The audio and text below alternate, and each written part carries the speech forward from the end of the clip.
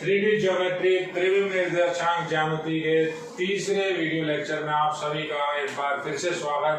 प्यारे बच्चों, आज के लेक्चर में सबसे पहले दो छोटे छोटे क्वेश्चन लिखे हुए हैं, इनको करेंगे। उसके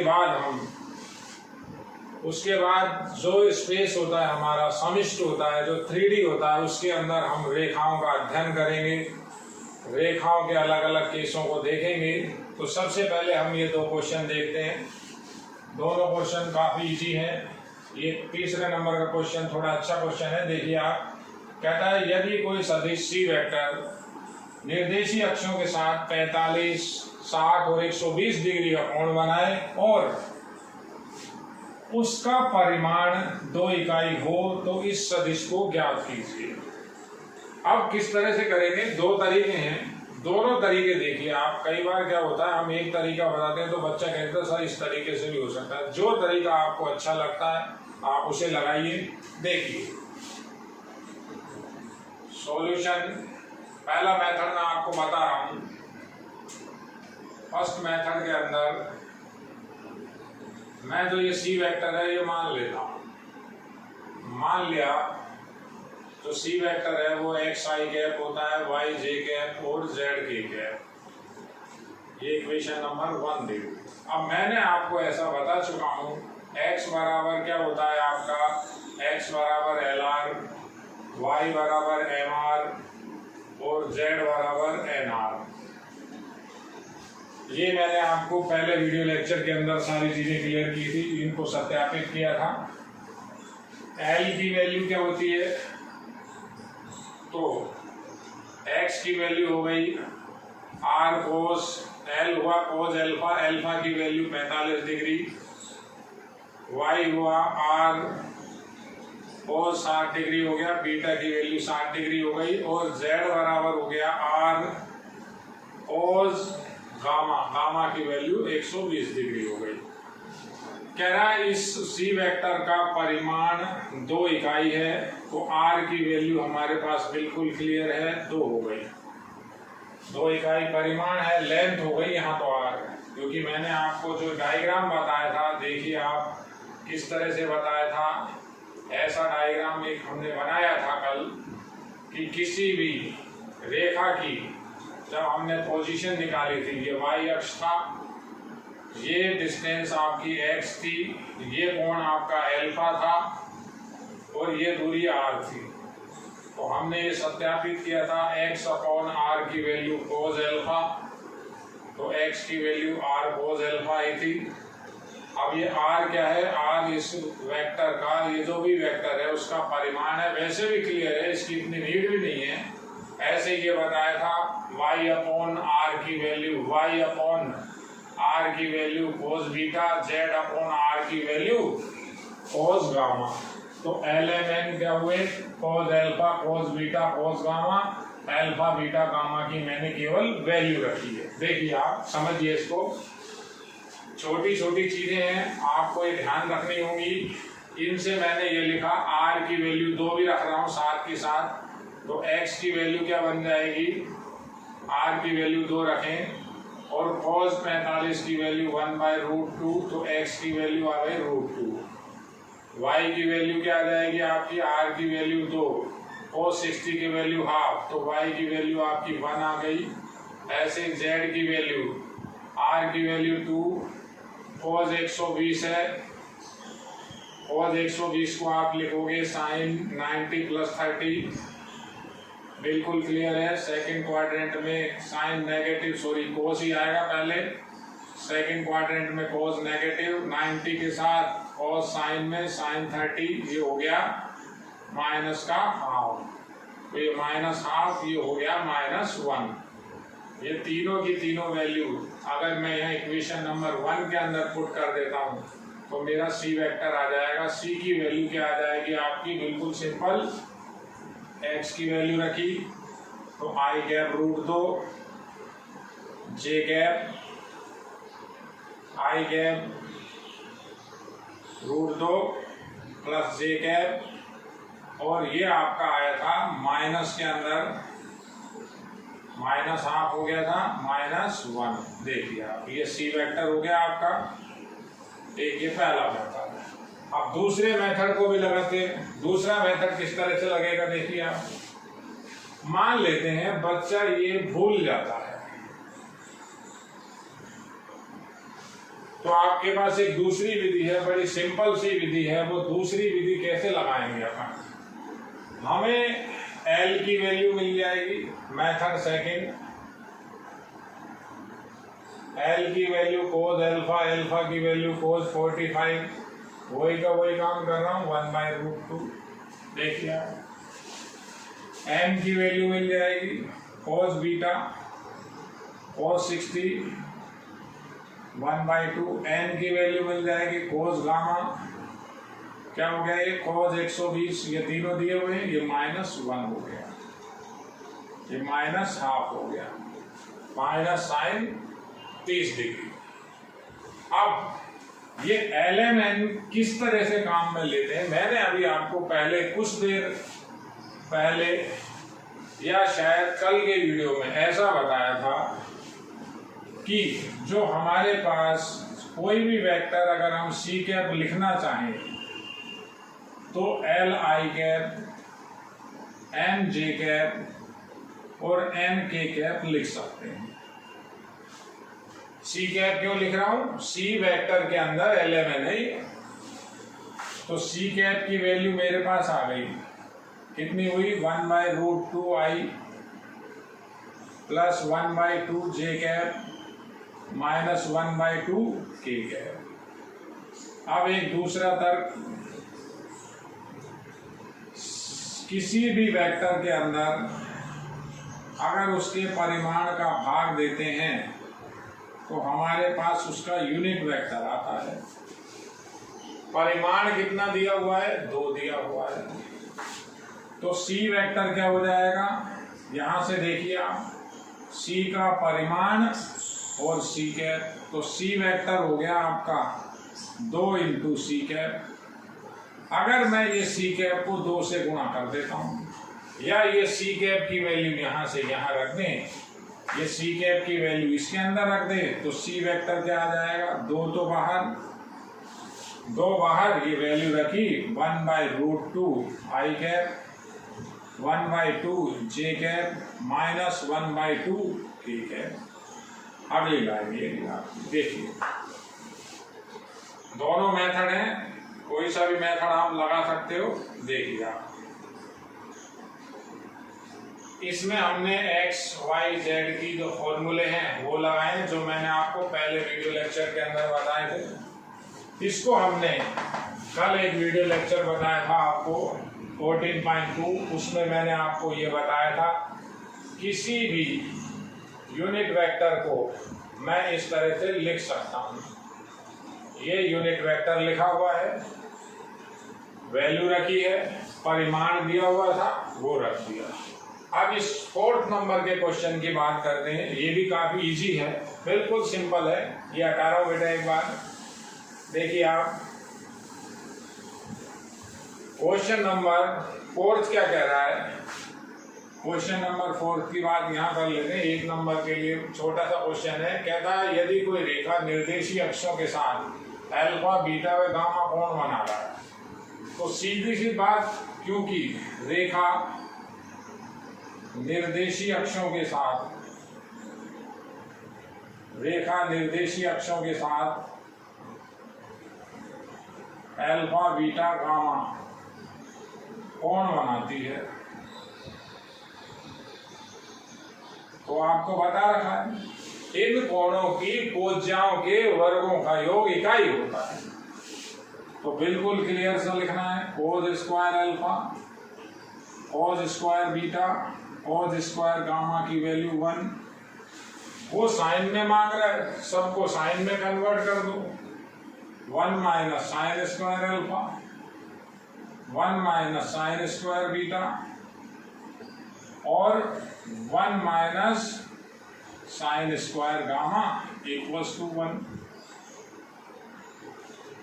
ये सारे माइनस के नेगेटिव साइन तो उधर ट्रांसफर हो गए, यहाँ 1 2 3 हो गया, 3 और वो 1 उधर आ गया, ये सब उधर चले गए। Sign square alpha, sign square beta sine square gamma, देखिए 1 2 3 और ये 1 उधर आया, सिंपल बिल्कुल इजी क्वेश्चन है। Sign square alpha, sign square beta, sign square gamma की वैल्यू हो गई 2। देखिए आप छोटी छोटी चीजें इसमें वो ध्यान रखनी है। ये 2 क्वेश्चन देखिए, फिर मैं आपको आगे बता रहा हूं कि 3D के अंदर जो रेखा होती है, यानी ये जो अपना एक समिष्ट है, 3D कहिए या समिष्ट कहिए या अंतरिक्ष कहिए या स्पेस कहिए, सब एक ही बात है। अपन कहाँ है? अपन 3D के अंदर है, अपन समिष्ट के अंदर है, अपन स्पेस के अंदर है। तो स्पेस में अगर कोई भी रेखा हो तो उस रेखा की जो पोजीशन होती है, उस रेखा की अलग अलग स्थितियों में अलग अलग समीकरणों को हम निकालेंगे। जैसे ये भी कोई भी रेखा है, ये स्पेस में है, तो इस रेखा की अलग अलग स्थितियां बनेंगी। उन सभी समीकरणों का अध्ययन करेंगे। उन समीकरणों में भी हम उसके 2 रूप पढ़ेंगे। पहला वेक्टर फॉर्म, रेखा का सदिश रूप, और दूसरा रेखा का कार्तीय रूप, वेक्टर छोड़ के, जिसमें अपने कोऑर्डिनेट चलते हैं एक्स वाई जेड, जिसको बोलते हैं कार्टेशियन फॉर्म। तो इसके बाद मैं आपको बता रहा हूं अंतरिक्ष में या स्पेस में रेखाओं की स्थितियां। देखिए आप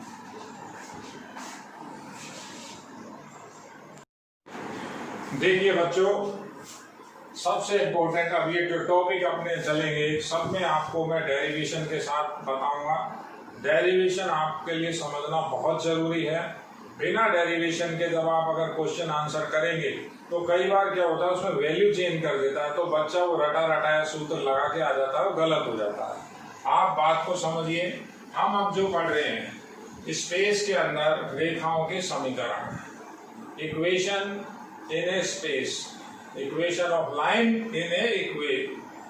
तो स्पेस के अंदर हम किस तरह से रेखाओं के समीकरण की कंडीशन देखेंगे। पहली कंडीशन है जब रेखा एक दिए गए बिंदु से गुजरे, यानी कोई भी रेखा है, ये जैसे रेखा है स्पेस में है, तो इस रेखा पर आपको एक पॉइंट मिलेगा, एक दिए गए बिंदु से गुजरे, वह रेखा के समानांतर कोई ना कोई आपको सदिश मिलेगा। किस तरह की कंडीशन है? अब जो डायग्राम बनेगा 3D का डायग्राम है, मुझे बनाना इस समतल यानी 2D में ही पड़ेगा। मान लेते हैं मेरे पास ये कोई रेखा है, मुझे इस रेखा का समीकरण ज्ञात करना है, इस रेखा का मुझे इक्वेशन फाइंड आउट करना है सदिश रूप में पहली बार, फिर कार्तीय रूप भी बनाएंगे उसका।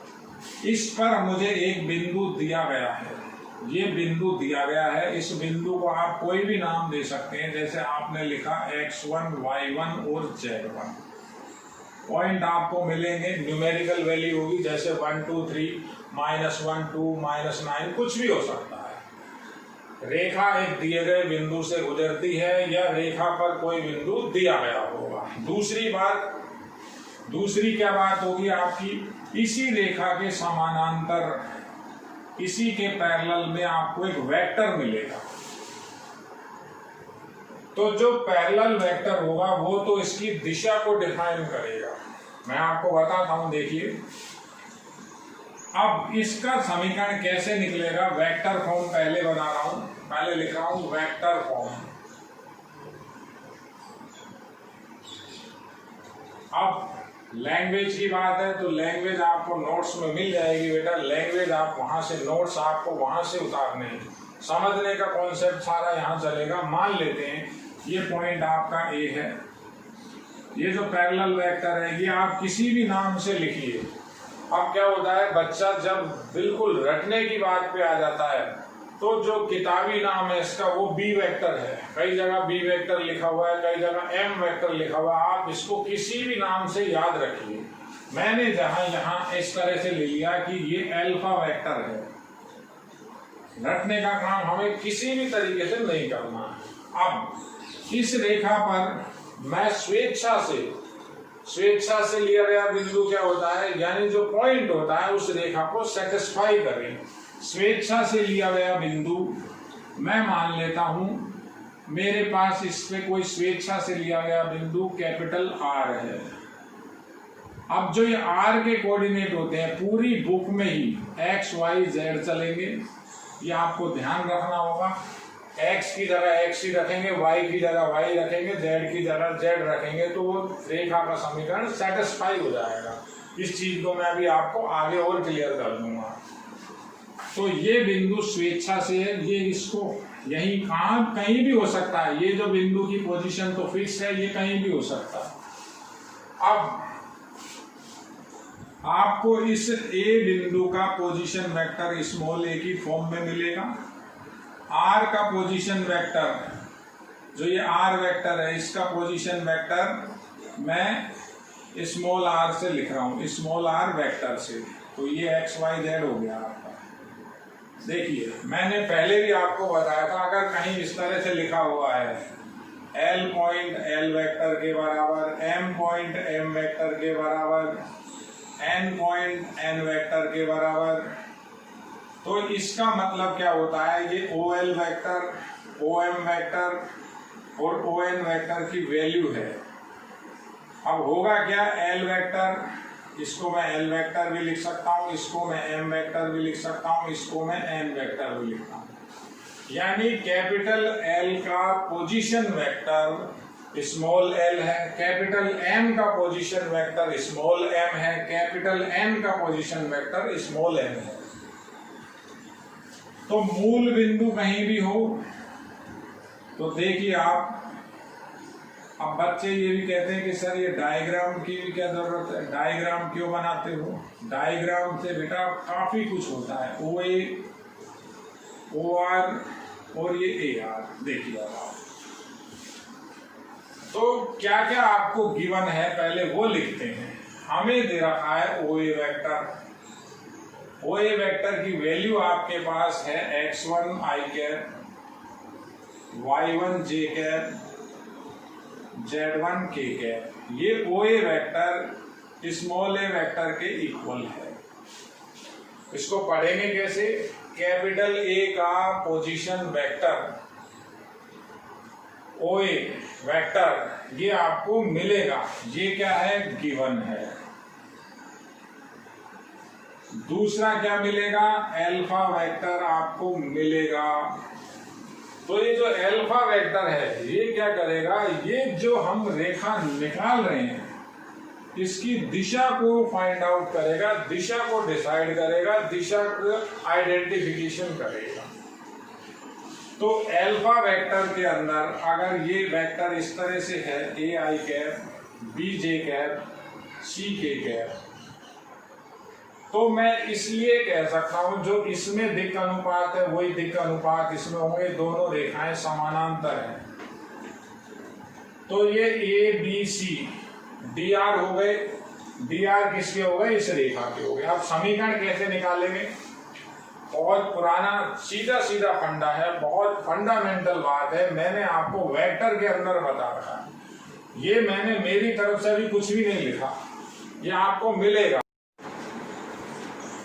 देखिए बेटा, देखिए बेटा, ये जो ए आर वेक्टर है, यहां तक की तो बात में कोई प्रॉब्लम नहीं, ये आपको मिलेगा, दिया हुआ होगा। कैसे दिया हुआ होगा, एल्फा वेक्टर इसके पैरेलल मिलेगा आपको, जो रेखा आपको निकालनी है दी गई रेखा के समानांतर सदिश दिया होगा, ए बिंदु मिलेगा। तो ये तो मैंने वही लिखा है जो आपको दे रखा है। अब इस डायग्राम को देखें तो जो ये ए आर सदिश है और एल्फा सदिश है आपस में समानांतर है। मैं लिख रहा हूं, क्या लिख रहा हूं, ए आर वेक्टर पैरेलल है एल्फा वेक्टर के।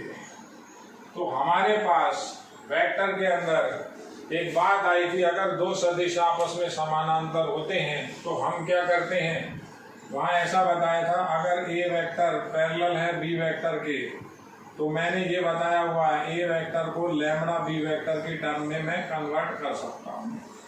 ये आपको मैंने वेक्टर के अंदर बताया था, इसी को मैं यहाँ लगा रहा हूँ। तो मैं लिख रहा हूँ ए आर वेक्टर इक्वल हो गया लैम्बडा एल्फा वेक्टर के। अब ए आर की पोजीशन कैसे निकालेंगे, ये कैपिटल आर है, ए आर की पोजीशन कैसे निकलेगी, ए आर वेक्टर की पोजीशन किस तरह से निकलेगी, ए आर को हम लिखते हैं क्या, O R minus O A vector, lambda alpha vector. O R vector को स्मॉल आर वेक्टर मान रखा है, ये तो फिक्स ही रहेगा। आर सदिश की वैल्यू हर बच्चे को समझनी है। आर वेक्टर जो होगा वो आर वेक्टर स्वेच्छा से लिया जाता है, x I cap, Y J cap और जेड के कैप। पूरे चैप्टर में ये आर वेक्टर फिक्स है, स्वेच्छा से है, ये आपको ध्यान रखना है।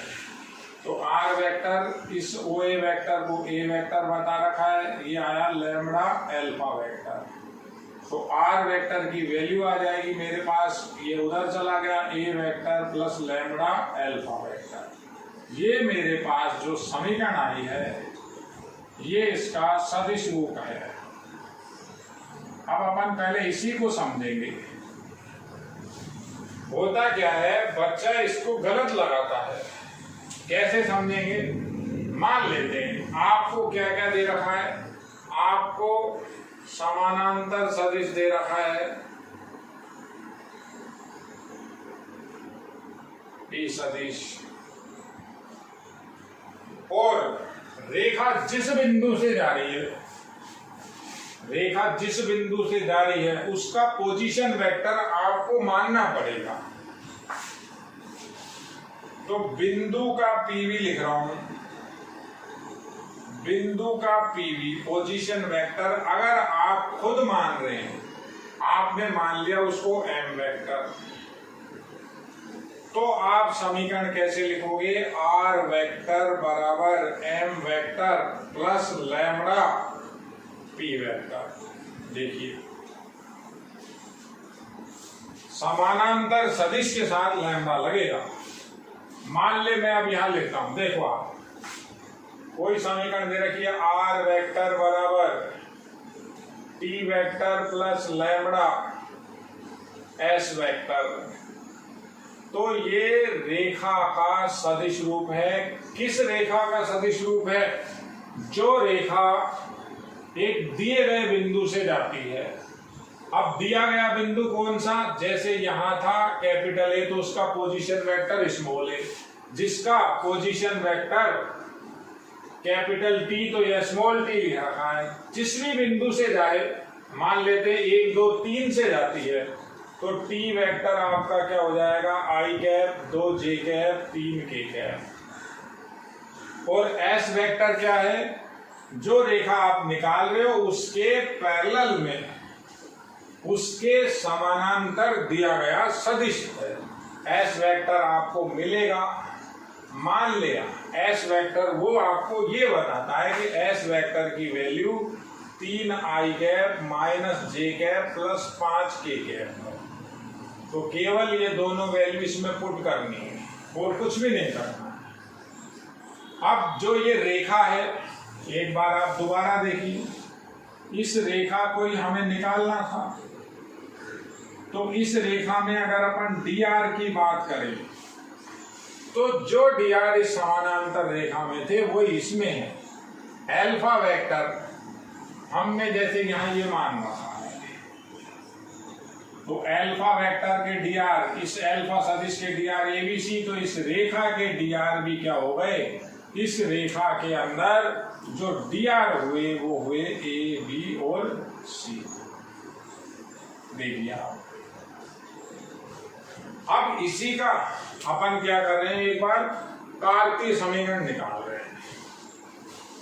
ये जैसे जैसे मैं आपको सवालों में लगाऊंगा ये कंसेप्ट आपके और क्लियर हो जाएंगे। केवल और केवल आपको ये याद रखना है, डेरिवेशन आपको वहां नहीं करना है। डेरिवेशन मैं इसलिए कर रहा हूं कि जो बच्चे इंटरेस्टेड होते हैं वो चाहते हैं कि सर हमें डेरिवेशन भी बताया जाए, तो देखना चाहता है, सभी का स्वागत है। आप देखिए डेरिवेशन भी, ये आपका जो इक्वेशन है, इस इक्वेशन का एक बार दोबारा अर्थ देख लेते हैं।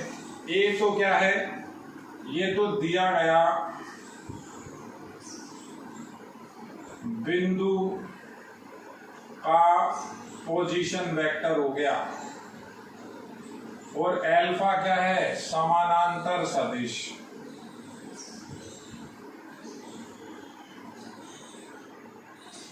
बिल्कुल क्लियर है। अब इसका हम देखते हैं एक बार कार्तीय रूप। कार्तीय रूप कैसे निकालेंगे? देखिए, सदिश रूप से ही कार्तीय रूप निकल जाता है। किस तरह से निकलता है? मेरे पास ये समीकरण आ गई। इस समीकरण में मैं आर वेक्टर, ए वेक्टर और अल्फा वेक्टर की वैल्यू रख रहा हूँ, हेडिंग डाल रहा हूँ कार्तीय रूप। कार्तीय रूप, दोनों रूप बच्चे को याद होने चाहिए, दोनों समझ में आने चाहिए। तो मेरे पास जो सदिश रूप था वो तो ये था आर वेक्टर बराबर A vector plus lambda alpha vector. ये आर वेक्टर बराबर A vector plus lambda alpha vector. अब वैल्यू रख दो आप, तो X I cap, Y J cap, Z K cap, ये आर वेक्टर की वैल्यू रखी। ए वेक्टर की वैल्यू आपको दे रखी है, ये x1, y1, z1 की टर्म में। तो लिखें क्या? x1 आई कैप, y1 जे कैप, z1 के कैप प्लस लैम्बडा लगाया। अब अल्फा वेक्टर आपको खुद देगा। अल्फा वेक्टर जैसे ही दिया हुआ है, क्या हो गया? ए आई कैप, बी जे कैप और सी की कैप। अब इसको तो ऐसा कैसा लिखा, एक्स आई Y J cap Z K cap. वहां से मैंने आई कॉमन ले लिया, वहां से मैंने जे कॉमन ले लिया और वहां से मैंने के कॉमन ले लिया। आई कैप, जे कैप, के कैप कॉमन ले लिया, तो क्या बचेगा? x1 प्लस ए लैम्बडा। देखिए आप, आई कैप कॉमन आ गया, जे कैप कॉमन आ गया, तो क्या बचेगा? y1 plus B lambda. K cap common आ गया, तो क्या बचेगा? z1 प्लस सी लैम्बडा। अब जब दो सदिश आपस में बराबर होते हैं तो उनमें आई जे और के गुणांकों की तुलना की जाती है। लिख रहा हूं, आई जे व के गुणांकों की तुलना करें। आई जे व के गुणांकों की तुलना करें तो क्या क्या आ रहा है? सिंपल सा, x बराबर क्या आया? x1 प्लस ए लैम्बडा। y बराबर आया y1 plus B lambda. z बराबर क्या आया? z1 प्लस सी लैम्बडा। सबसे लैम्बडा की वैल्यू निकालें तो पहले से लैम्बडा की वैल्यू क्या आएगी? x1 उधर चला जाएगा, ए का भाग लग जाएगा। दूसरे में y1 उधर चला जाएगा, b का भाग लग जाएगा। तीसरे में z1 उधर चला जाएगा, c का भाग लग जाएगा। तो x माइनस x1 बटा ए, फिर अगेन लैम्बडा आया y माइनस y1 बटा b और अगेन आया z माइनस z1 बटा c। अब ये लैम्बडा तो सब बराबर, तो जो कार्तीय रूप बना, कार्तीय रूप हमारा क्या बना? x माइनस x1 बटा ए, y माइनस y1 बटा b, z माइनस z1 बटा c। ये कार्तीय रूप का समीकरण है जिसके अंदर वेक्टर फॉर्म खत्म हो गई। अब मैं आपको इसको थोड़ा डिस्कस करके बताता हूं, इस पे अपन जैसे क्वेश्चन समझें। तो कार्तीय से वेक्टर फॉर्म और वेक्टर से कार्तीय फॉर्म बड़ी आसानी से बन जाती है। कैसे समझ में आएगी बात? ये सारी चीजें बेटा आपको नोट्स में मिल जाएगी, वीडियो केवल आपको समझना है। देखिए, मैं आपको अब जो आगे चीज बता रहा हूं उसे देखिए। मेरे पास अगर कोई रेखा लिखी हुई है, रेखा है मेरे पास x माइनस 5 बटा 2, y माइनस 3 बटा 4 और z माइनस 2 बटा मैं कुछ भी नहीं, एक लिख देता हूं अभी फिलहाल। अब ये रेखा किस तरह की रेखा है? इसका कंपैरिजन इससे हो सकता है। कंपैरिजन कब करोगे? जब आपको ये टर्म याद होगी। ये जो रेखा है यह 5, 3, 2 से गुजरती है। अब क्यों गुजरती है ये? मैंने अभी इसका डायग्राम बनाया था, देखिए ऐसे। यहाँ ए पॉइंट था, ये x1, y1, z1 से गुजरती थी। इसके एक समानांतर सदिश दे रखा था जिसको हमने अल्फा वेक्टर बताया था, और एक r पॉइंट और था। वो r पॉइंट तो फिक्स है, x, y, z। वो ये रहा x, y, z। तो यहां लिखा हुआ है x1, y1, z1। माइनस को तो छोड़ना ही पड़ेगा, आपको ड्रॉ भी करना पड़ेगा। ये रेखा कहां से जाती है? 5, 3 और 2 से। ये रहा x1, ये रहा y1 और ये रहा z1। नीचे ये a की वैल्यू है, ये b की वैल्यू है, ये c की वैल्यू है। वह दिक अनुपात, इसके जो दिक अनुपात होंगे वो 2, 4, 1 है, या इसके समानांतर रेखा के दिक अनुपात एक ही बात है। ये बात आप समझिए। समानांतर रेखा मैंने जो अल्फा लिखी थी उसको ये लिखा था AI, BJ और CK क्या है। तो समानांतर रेखा में दिक अनुपात ABC थे, तो इसके भी दिक अनुपात क्या हो गए? ABC ही हो गए। दोनों के दिक अनुपात समान अनुपात में होंगे। तो ये तो अनुपात है, इसका नाम ही क्या है? दिक अनुपात। एक ये बात समझिए। अब इसी से आपको अगर वेक्टर फॉर्म बनानी पड़े तो वेक्टर फॉर्म तो बड़ी इजी है। ये कैसी फॉर्म है? ये रेखा की, ये मैं क्वेश्चन नहीं कर रहा बेटा, मैं तो आपको अभी ये फॉर्मूला है जो इसके ऊपर डिस्कस चल रही है। क्वेश्चन मैं इसके बाद में करूंगा। देखिए वेक्टर फॉर्म अगर अपन ये जो फॉर्म लिखिए तो कार्तीय रूप है। ये कैसा रूप है? कार्तीय रूप। रेखा का कार्तीय रूप हो गया। अब वेक्टर फॉर्म की बात करते हैं। देखिए वेक्टर फॉर्म से मैं अगर बात करता हूं तो r वेक्टर बराबर, फॉर्मूला तो यही a plus lambda alpha vector. अब जब बच्चा ये सूत्र लिखता है तो सूत्र में उसे सारी चीजें बतानी पड़ेगी। a वेक्टर क्या है और अल्फा वेक्टर क्या है। r फिक्स है, अल्फा कुछ भी हो। तो a क्या है? जिस बिंदु से वो गुजर रही है, बिंदु कौन सा?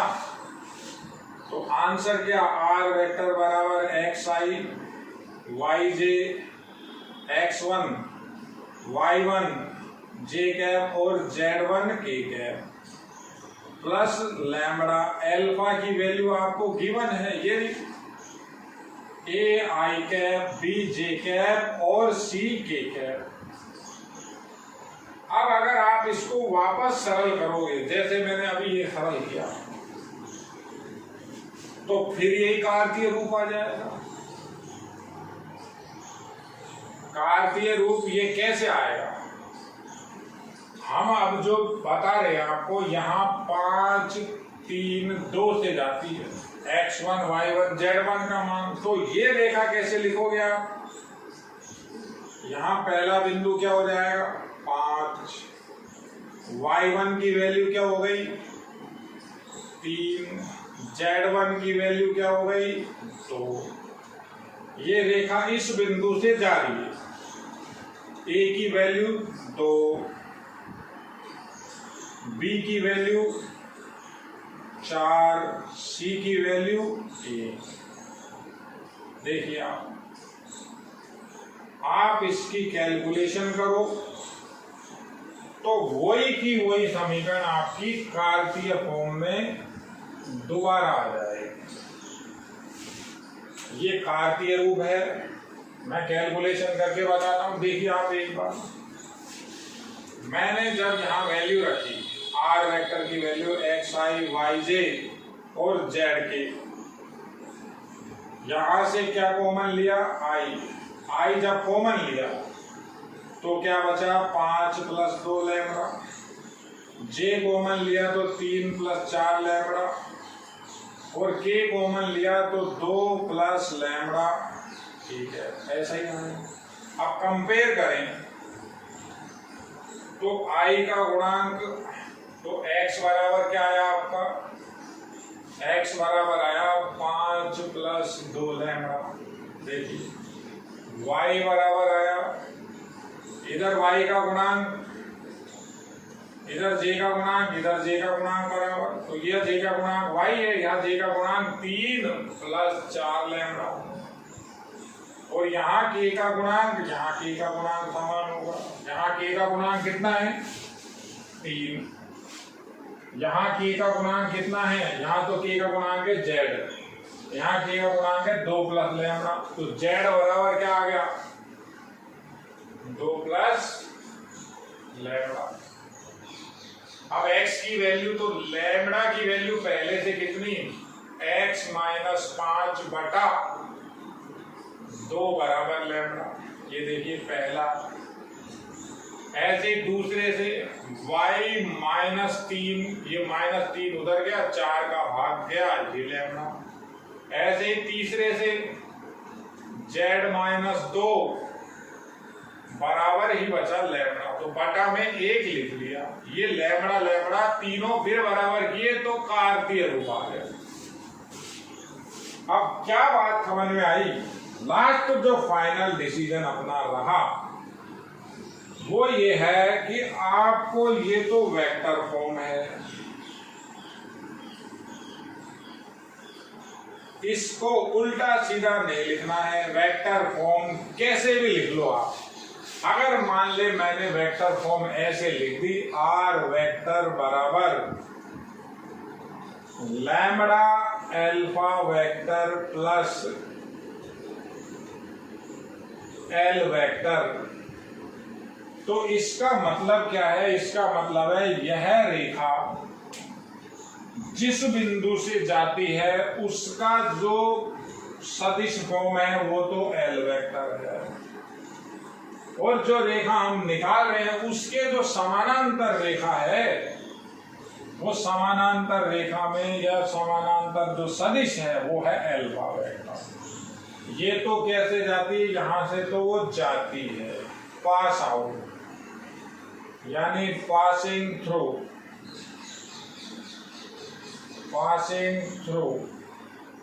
और ये जो अल्फा होता है ये होता है समानांतर सदिश। ये बात आपको ध्यान रखनी पड़ेगी। इसको अपन एक बार फिर डिस्कस करेंगे अगले वीडियो लेक्चर में, इस पे क्वेश्चन करेंगे। हम किसी भी सूत्र को याद नहीं करेंगे, हम ना तो ये कार्तीय रूप के रट्टे लगाएंगे, धीरे धीरे आपको अपने आप सब याद हो जाएगा। हमारे पास क्वेश्चन आएगा, हम पहले वेक्टर फॉर्म निकालेंगे, फिर उसी से हम कार्टेशियन फॉर्म निकालेंगे। इसको मैं आपको अगले वीडियो लेक्चर चौथे वीडियो लेक्चर के अंदर मैं आपको डिस्कस करूंगा। अब तक बेटा इतना देखिए, धन्यवाद।